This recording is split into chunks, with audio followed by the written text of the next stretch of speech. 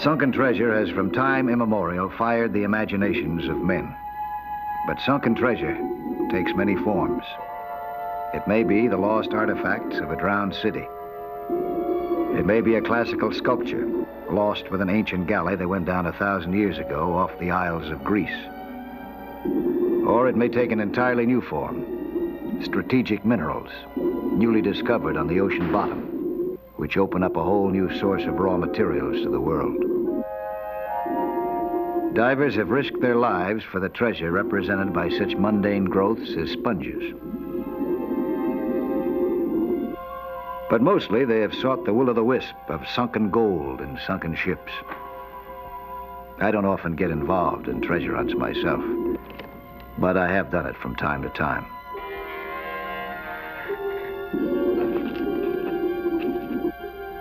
More than once, though, I have had to rescue other divers from their folly.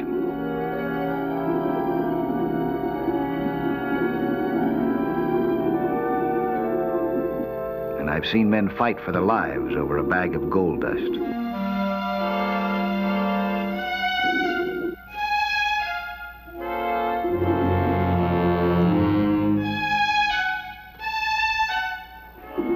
As I say, I generally keep my distance from sunken treasure. This time was an exception, however. So here I was, fighting a current of unbelievable violence, with the wreckage of an ancient Spanish galleon in sight below me on the bottom. And a dawning realization that I might never reach it, or for that matter, ever reach the safety of the surface above me either.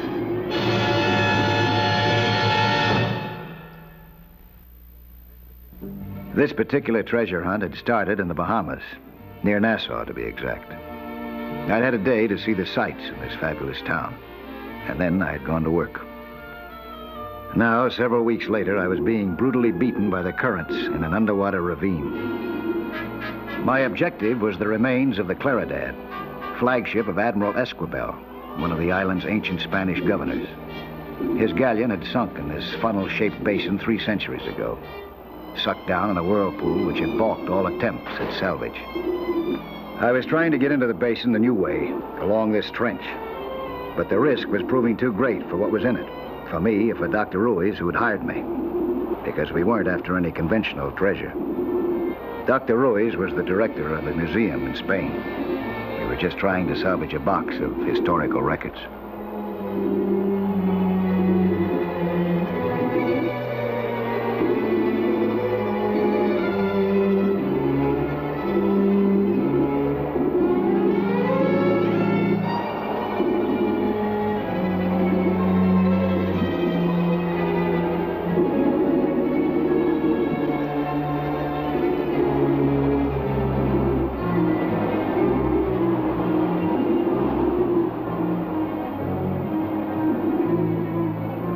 The current slacked off just then, though. Time for one last pass at getting through. I made it. Davy Jones must have figured 3 centuries was long enough to hold on to one Spanish galleon. Or maybe he just wanted me to think so. 10 seconds later, I was fighting for my life. And losing. A skin diver is almost helpless in cross-currents of this intensity. He's totally helpless if he yields to panic. I darn near did. In time, however, I fought down the panic. Then I was able to fight my way up.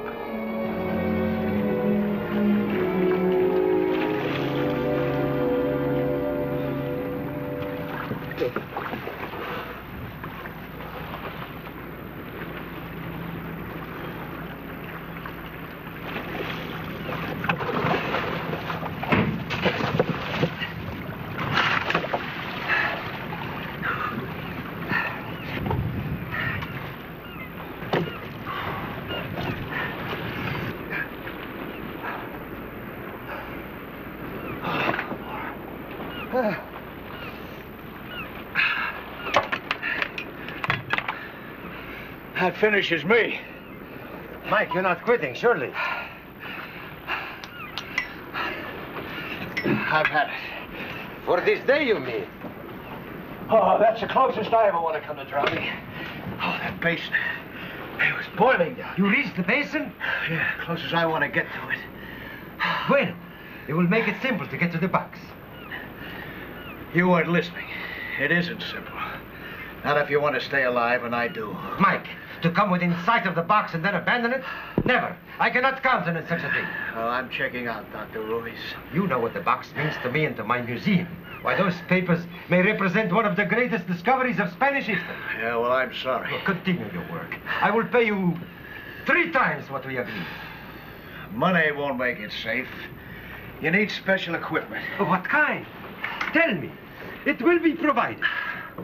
Oh, just like that, huh? I will not ask you to go back to work until you have all the equipment you think is necessary. Now, come, Bill. We can talk about it.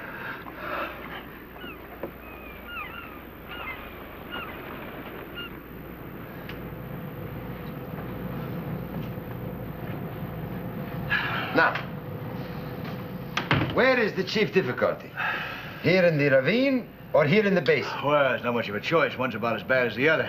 I've been trying to get through that channel for 5 days. But today you succeeded. Yeah, finally. It'll probably take me another 5 to do it again. If I was lucky enough to get through those cross currents, it'd probably get me before I got that box. Unless you had special equipment. What kind? Well, I don't know if it'll work or not, but... Well, tell me. What is it? Or some kind of a harpoon gun that's strong enough to shoot a line down the bottom. A harpoon gun. All right. Tomorrow you shall have it. I don't know how, but next morning, Dr. Ruiz had the gun that I'd asked for, loaded and ready to fire, down between the walls of the ravine into the basin. Its warhead was a grapnel, attached to 300 yards of lightweight, unbreakable lifeline. Our hope was that the grapnel would anchor itself in the floor of the basin, reasonably near the wreck of the Claridad.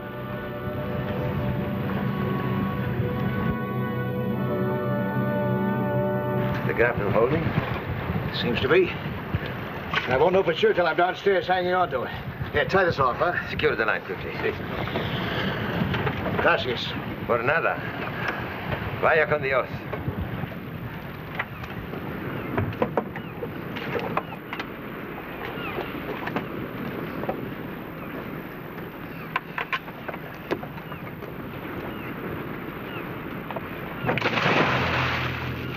For the first time in 5 days, the odds against me looked even. Then I hit that man-killing current again.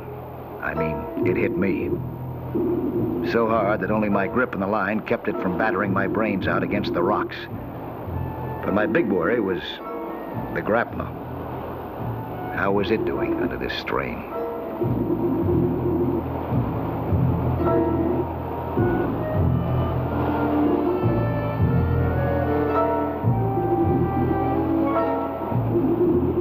The grapnel held, even when I made it all the way into the basin.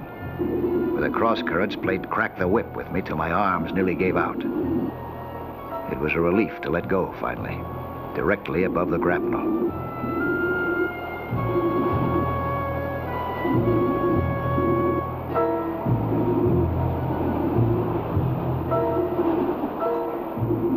Everything went according to plan now, for a while. I found the box. It seemed the wrong shape for holding historical papers, but that was Dr. Ruiz's problem. Mine was getting it back upstairs, and myself with it.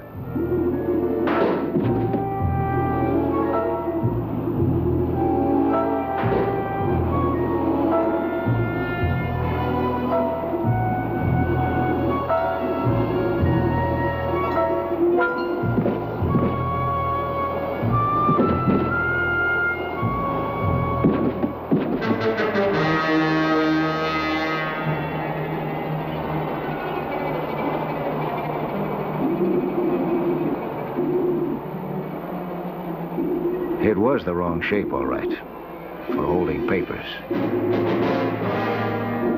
From its weight, it had to be solid gold. And from its beauty, it had to be the work of a genius.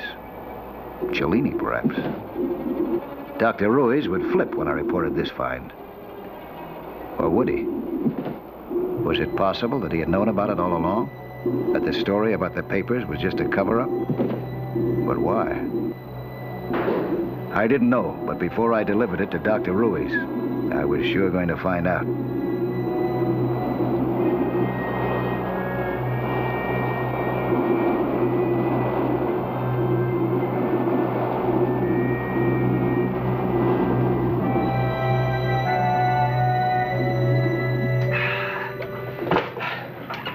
What luck? Did you reach the bottom? Uh-huh. The box of papers, Mike. Oh, what about the box? Did you find it? No. I didn't find any box of papers. Oh? Did you find something else? Oh. Just an old vase of some kind. Vase. Why didn't you bring it up? That's not what you sent me for. But for the museum. Any such curiosity would be of interest. Well, you wouldn't want me to risk my life for an old vase, would you? It may be a very rare piece that the museum would treasure. You will bring it up the next time. This afternoon, perhaps. I better not tackle that till tomorrow. I've had enough of those cross currents for today, even with that safety line. Perhaps if you took a rest in your cabin for 1 hour or two. Thanks just the same, Captain, but as long as I'm not diving anymore today, I'd just soon go ashore.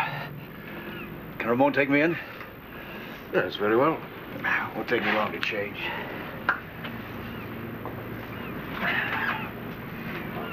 He has found it.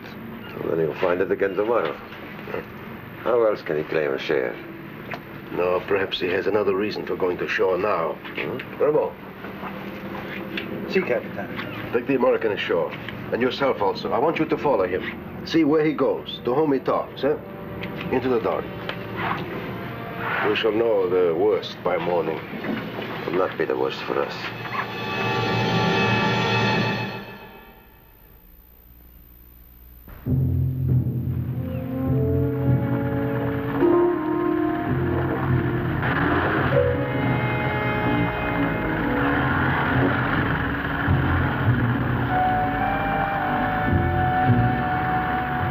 Ramon brought me ashore very quickly.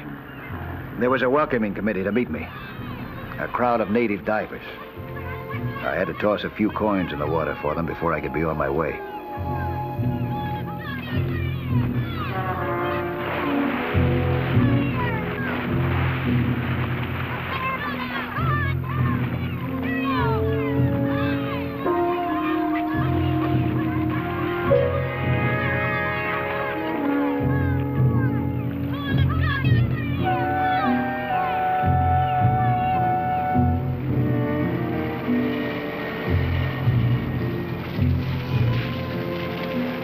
I knew where I wanted to go, but I didn't know how to get there until I found a native policeman to give me directions.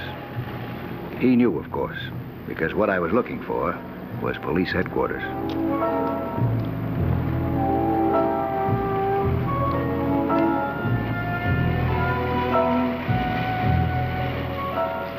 It was a good thing I volunteered for underwater demolition during the war. I'd have bombed as a spy catcher. I never once thought to look behind me, the whole way from the harbor.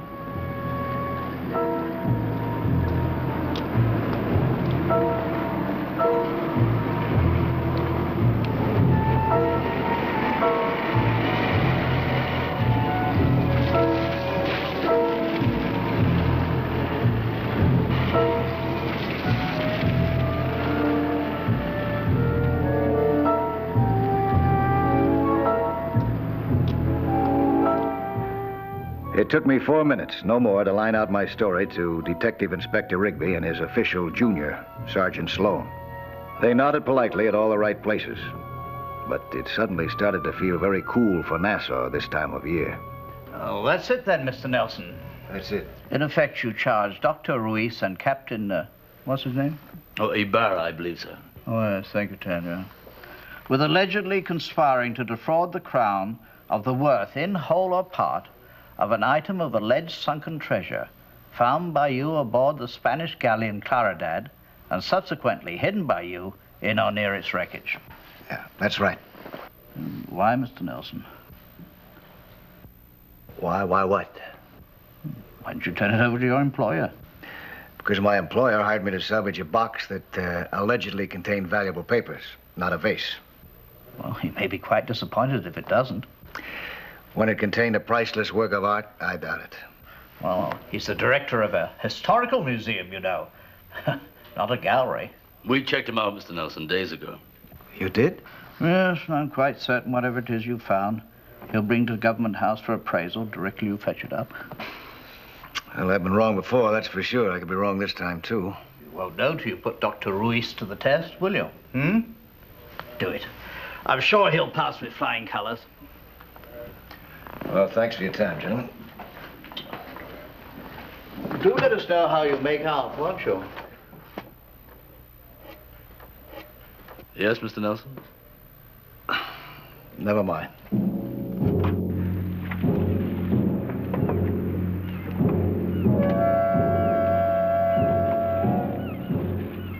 Ramon was back at the dock when I returned there. There was no way of knowing that he had arrived there 5 seconds ahead of me. We shoved off for Dr. Ruiz's boat.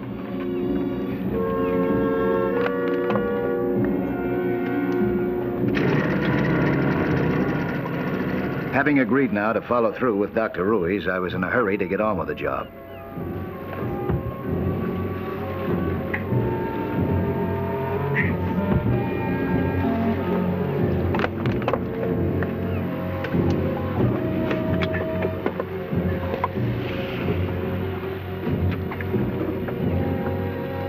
See you later.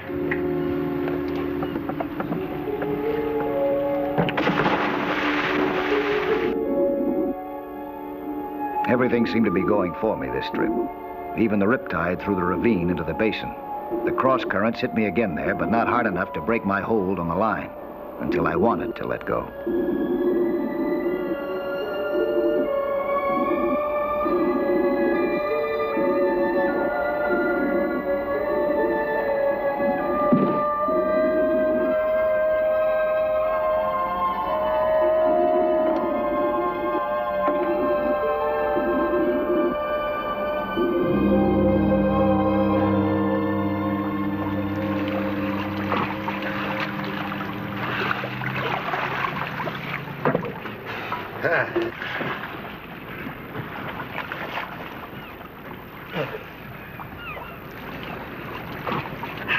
Splendid, Mike, splendid. Huh? It's beautiful, huh? Magnifico. Magnifico. Yeah, you're not disappointed, huh? I mean, how about the papers?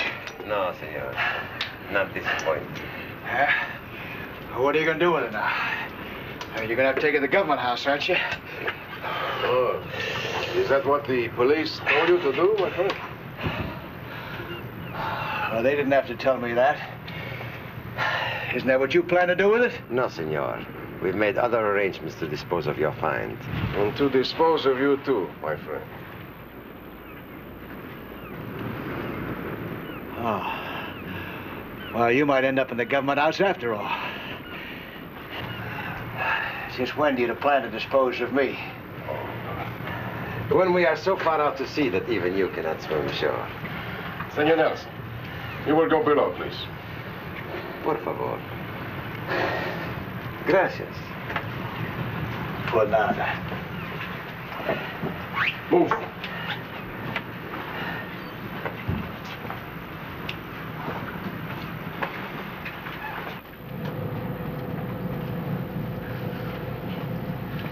Stop. Inside.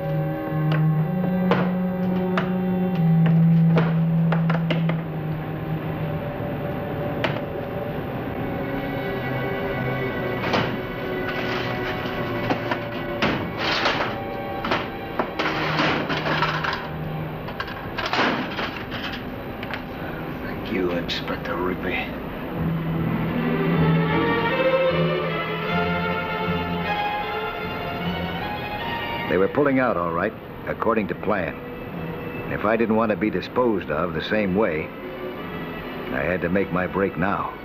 Only I couldn't. There was no way out. There was nothing that I could do until Ramon came back and tried to force me overboard. Just 10 minutes later, though, the engines cut out and the cruiser slowed to a halt. At first, I thought the time had come for them to finish me off. And then I realized that another boat had pulled alongside. I didn't know what to make of it, but I grabbed the best weapon that I could find. Welcome aboard, senores.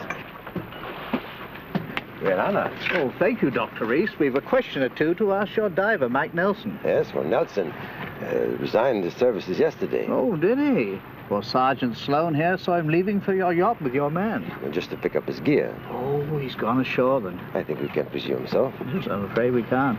Oh, Ted, take a look round below me. Very well, sir. But you have no authority. Oh, we have a warrant, all right. Warrant? What on earth?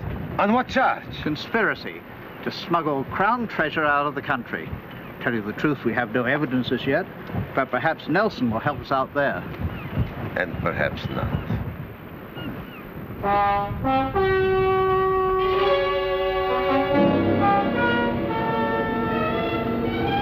Echa la copa al agua!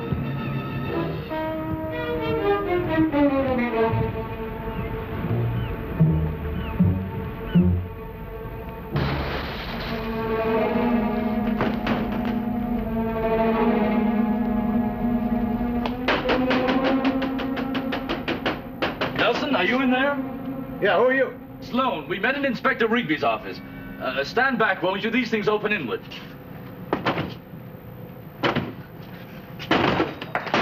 Thanks.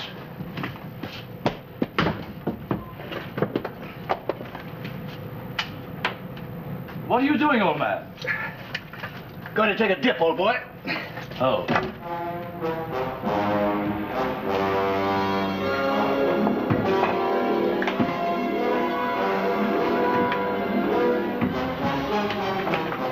My memory told me that there was a reef in these waters about 40 feet down. A reef surrounded on all sides by great depths. If the cup landed on the reef, I still had a chance to retrieve it. But if it missed, or if currents pushed it off, I was wasting my time.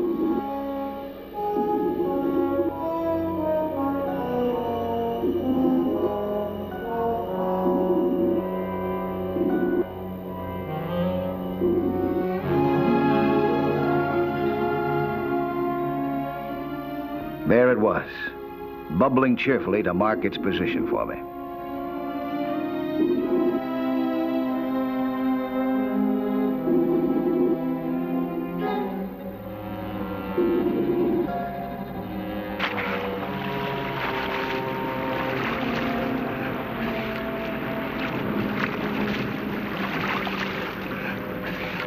I beg your pardon, sir. Yes. Look. Oh, yes. This proof enough! Oh, yes, quite. Thank you very much.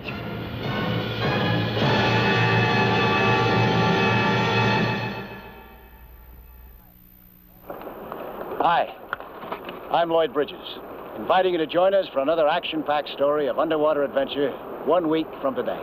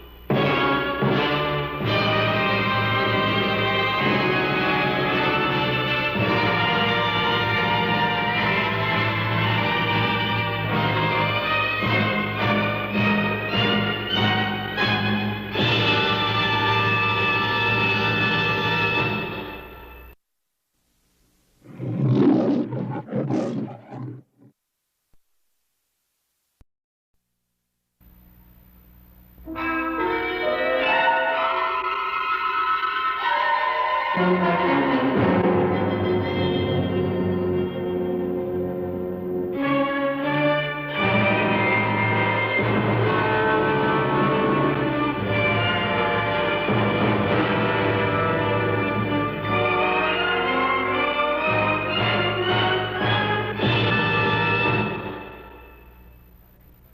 name's Mike Nelson. My diving buddy, Jerry Thorpe, works out of a one-man office on the shore of Lake Ontario.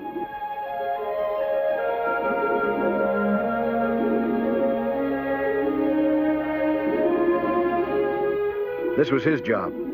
I was helping him check some cables on the bottom. They didn't look like much, but Jerry and I needed special security clearances just to inspect them, because these cables provided a direct link between a top-secret defense plant and U.S. Defense Headquarters in Washington. What the plant turned out, I didn't know, but it figured to be important. It was. We had another spot to check. Jerry indicated that we'd use our marker buoy as a checkpoint. We started away.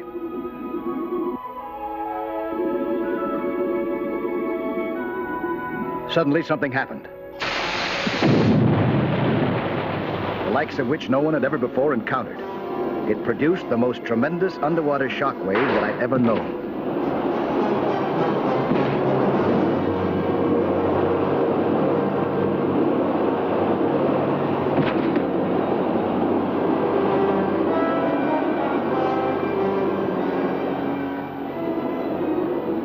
Jerry took a beating. I got off light.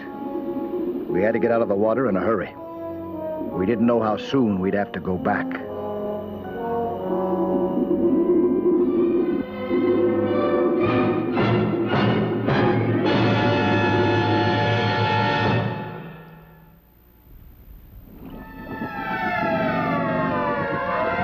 Come on aboard! Come on aboard fast! Will you please? Come on, man, fast!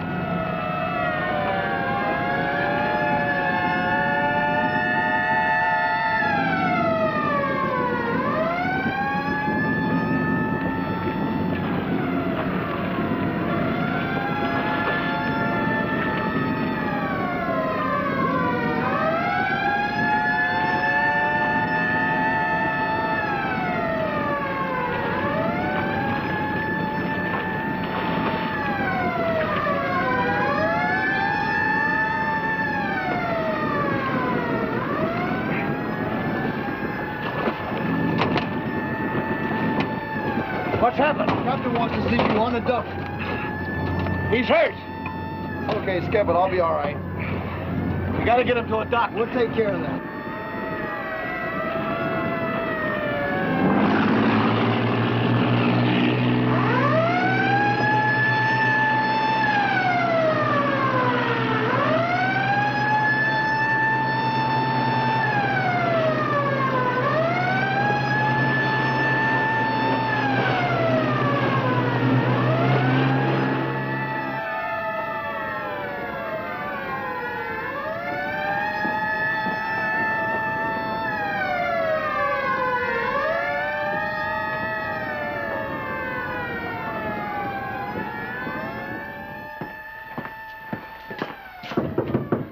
What is it? What's happened? The captain will tell you. Come in. Wait here, please. Yes, sir, the minute I know. I do understand, sir, and I'll get back to you immediately. It's Captain Olson. Look, don't give me that. I got to have some divers. Look, for all I know, Nelson and Thorpe are blown to pieces. Now get him, and that's all. Yes? I have Mike Nelson outside, sir. All right, bring him in here. Yes, sir. No calls except on the hot line. You can come in now, Mr. Nelson. Mike, are you okay? Oh, I'm all right, sir. Thorpe got hurt, though. That's too bad. You're going to have to do this by yourself. Now, what equipment would you... How was he hurt? Fragment, shock, burns? Atomic Energy Commission, Challenger, Dubay. Go ahead, Mike. Tell him how he got it. Well, it was sort of a shock wave. Really knocked us around down there. Jerry got smashed up against some rocks. That's how he got hurt. Well, did you see or feel any kind of a burst down there? No. Then it wasn't a missile. Not enough data yet. Please, I've been trying to find out what this is all about. What's happened? We don't know. Nobody does. This thing came in like an ICBM over Labrador. That's where our radar picked it up. 7, 8 minutes ago. It was traveling too fast for visual sighting, just a white-hot streak across the sky. And what was sent up to stop it did... Deflected it, though, possibly. Otherwise, we might not be here. Wasting time. Now, look, we got exactly 22 minutes. Mike, I can't get any other divers here in time. Now, what do you need to locate this missile or whatever it is and identify it? I still say it might be one of our own. An accident. Look, we've checked every installation, overseas and here. It's not one of ours. A meteorite. Why not a flying saucer? Well, Mike? Oh, whatever it is, it's deep in mud. Moving at such a tremendous speed, it's probably still giving off heat waves. That's it. That's the way we find it. With a thermocouple. We've got one. Get him out there, Captain. We'll get it for him. 22 minutes, you said? 21. The Pentagon gave us exactly 30 minutes to identify the object, and a lot of things could have changed in the meantime. What if they haven't? Will they wait? We still got the 21 minutes. After that, maybe a national alert. It's a terrible responsibility. Challoner and Dubé will join you out there. In the meantime, we'll keep in touch by radio. Good luck, Mike.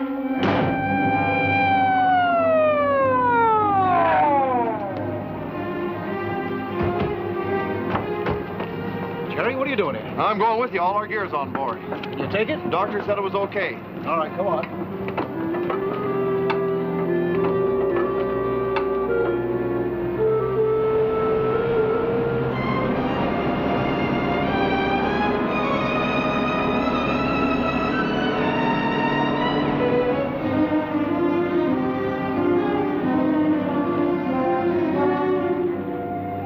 We had underwater radio equipment to keep us in contact with the AEC men on the cutter.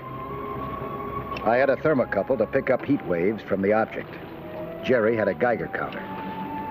If the object were a missile, its skin might be radioactive. We might be able to locate it fastest that way.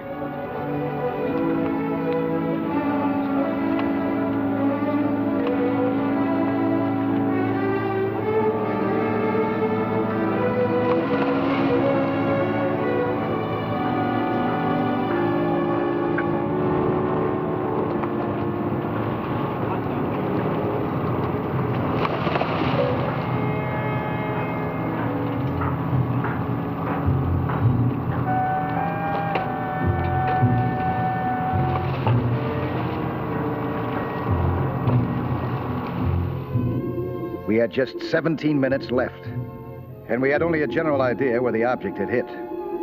Our equipment would have to pinpoint it for us. The counter or the thermocouple, if either of them could.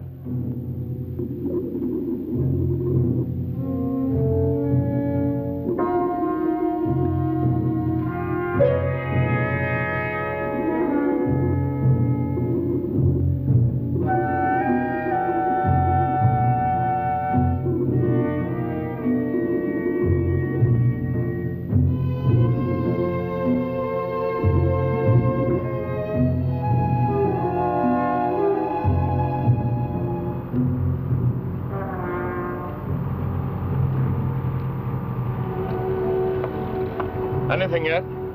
Not a thing. Challoner to Olson. Search in progress now. Nothing yet. Over. You have 16 minutes. Out.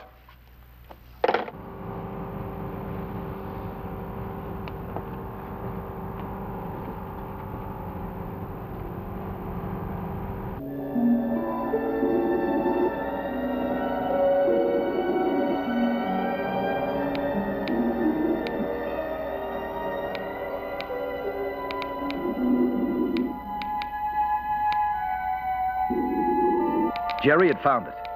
His Geiger counter was reacting to some source of radiation, and his microphone setup was relaying it to me and to the scientists upstairs.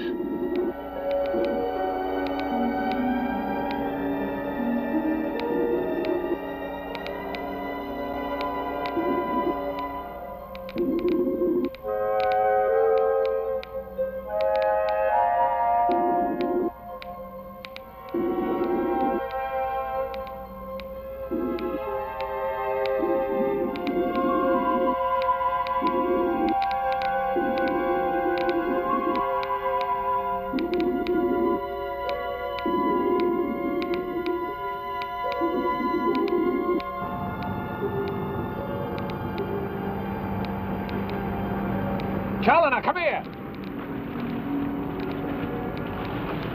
Listen to this. It's faint. but still more than I expected. Ah, for a missile, yes, but not if it came from outer space. You know, a meteorite could pick up a great deal of radiation passing through the Van Allen belt. I'll tell Captain Olson. Challenger to Olson. Challenger to Olson. Over. Together, we tried to home in on the radiation source. But the Geiger counter registered virtually no change. But suddenly, my heat radiation meter did.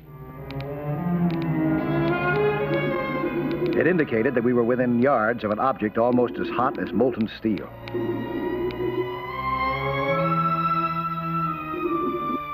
It's down under that silt somewhere. Better not be far down. Silt's hard to get through fast. We need compressed air. Start digging. Maybe we can get it. Nelson to the bay. It's on its way, Nelson. Compressed air, hoses, everything you'll need. We'll be sending it down any minute.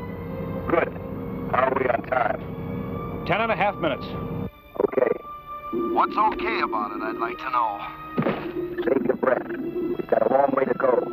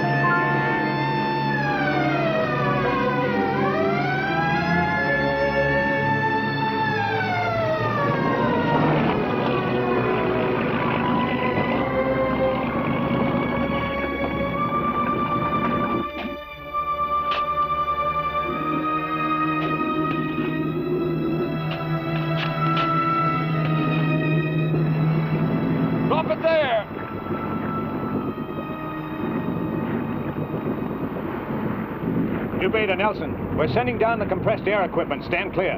Just a minute till we get out of the way. No, wait!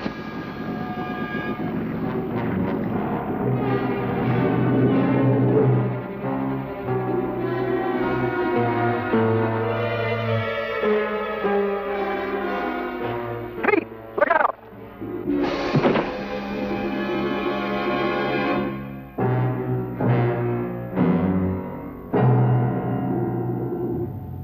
Jerry was hurt. How badly, I didn't know. But he'd had it on this job. Can you make it topside? Sure. Can you make it down here? Got to. I couldn't even spare the time to take Jerry topside. I had only 9 minutes to finish the job. The most important job that I'd ever done.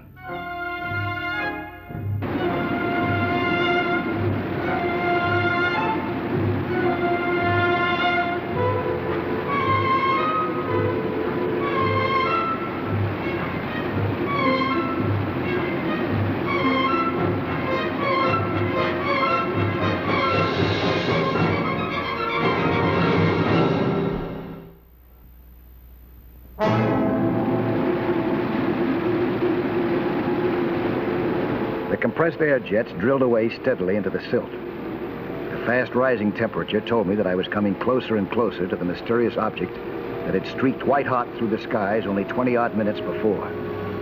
Another few yards, and I might actually see it. But, sir, we've got to have a little more time. But Nelson's within yards of it, sir. It can't take him any more than 10 to 12 minutes. Yes, sir, I understand it's an order. Put me through to the cutter.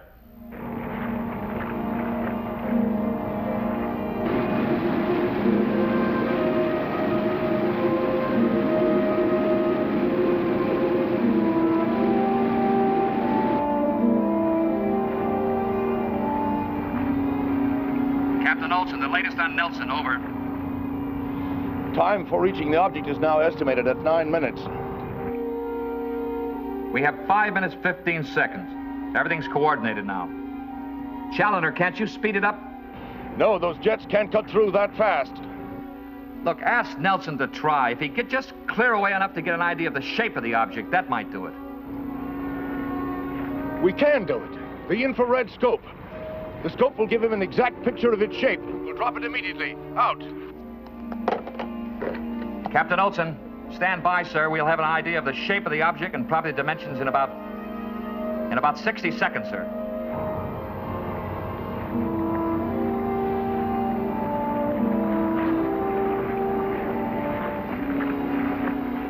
Challoner dropped the infrared scope down to me while Dubé was still explaining what, how, and why.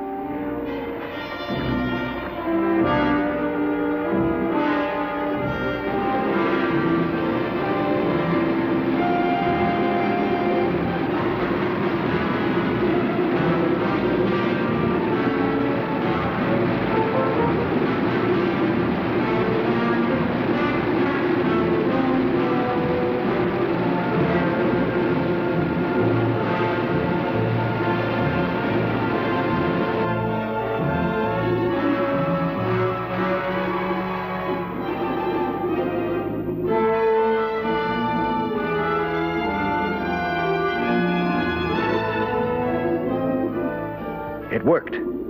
I clearly saw a blunt-nosed, rocket-shaped object, but only for an instant. The heat waves that it was still emitting hit with such intensity that the scope burned out. I relayed my flash impression to the experts upstairs. Yeah, Mike. Yeah. Yeah, I got you.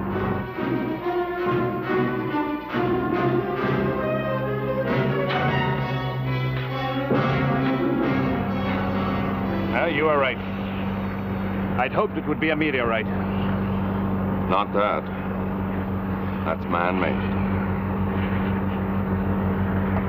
Yeah. Challoner to Olson. Over.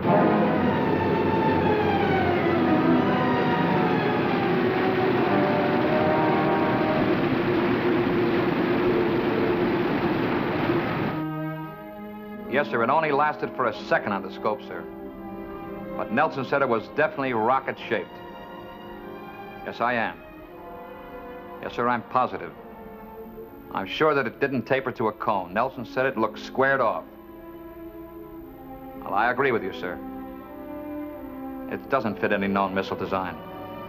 But, sir, if we could just give Nelson a little more time to dig down... Yes, sir. 4 minutes, sir. Goodbye.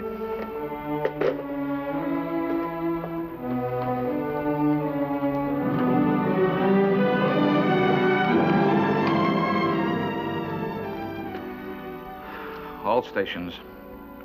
Repeat, all stations. This is Captain Olson. Red alert in 4 minutes, less 7 seconds.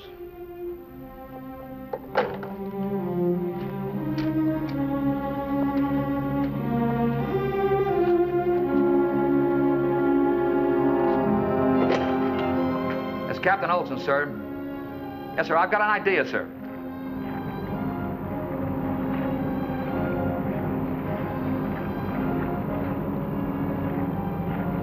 Something wrong with that shape, Challoner. I know there is. There's nothing wrong with it, except it hasn't gone off. Yet. Olson to Challoner, over. Challoner to Olson, over. They're querying Nelson's report. Did he say that it was blunt at the front end? Yes. Squared off. That's what I told him. Now listen to me and give this to Nelson immediately. They're wondering if it's a missile at all. He's got 3 minutes, 42 seconds to find out it's not. You said he can't do it, but you tell him for me if he can blast his way down to it, he can prevent a catastrophe. We'll tell him, Captain. I don't think there's even an outside chance, but I'm not signing off, not till 3 minutes, 36 seconds from now. The message that Dubé passed down to me was an eye-opener. I don't know one end of an ICBM from the other. Still, it had never even occurred to me that the object could be anything but a missile. Now, Dubé was saying that it might be the byproduct of a peaceful scientific experiment. I had 3½ minutes to find out. I didn't have a stopwatch, but I knew that we were making time. The water temperature climbed every second.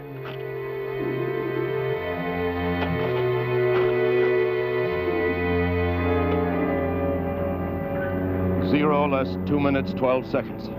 I didn't have time to fill Dubé in on what I was trying, but he could tell from the noise that I was at least trying hard. I don't know, but it sounds as if there's 2 or 3 men down there helping him. Even then, I don't see how I could make it. Well, some pretty wonderful things have happened just that way down through the ages. Maybe this is one of them. Amen.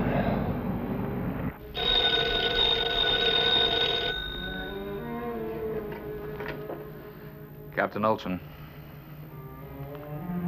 No, sir, no word from Nelson yet, sir. Yes, sir, I've ordered a red alert effective throughout the area at 1346. It's now 0 minus 100 seconds, sir. Thank you, sir.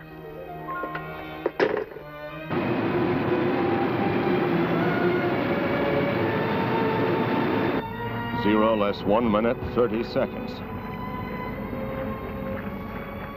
It couldn't be much deeper.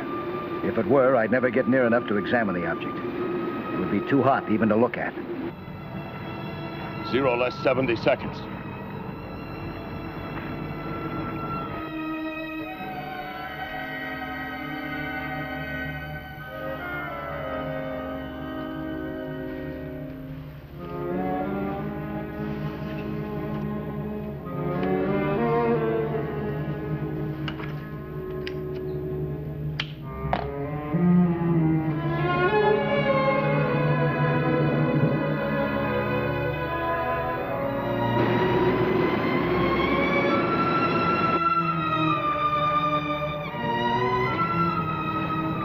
Zero less 50 seconds.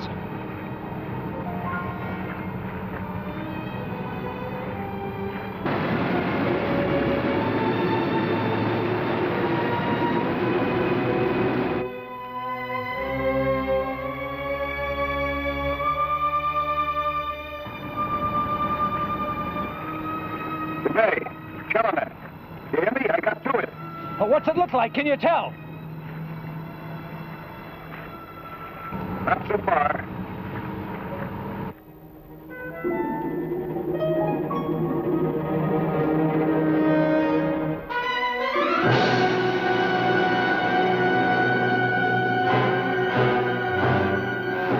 It's ours, Dubé. It's one of ours. It's ours! Challoner to Olson. Challoner to Olson, over. Challoner to Olson, for God's sake, answer me. It's 0 less 15. Push the talk button, man. Push it. Challoner to Olson. Challoner to Olson, over. Olson to Challoner, over. It's one of our space probes. Dropped out of orbit. Didn't burn up. It's one of ours, Captain. One of ours. Olson to all units. Repeat, all units. Unidentified object, ours. Repeat, ours.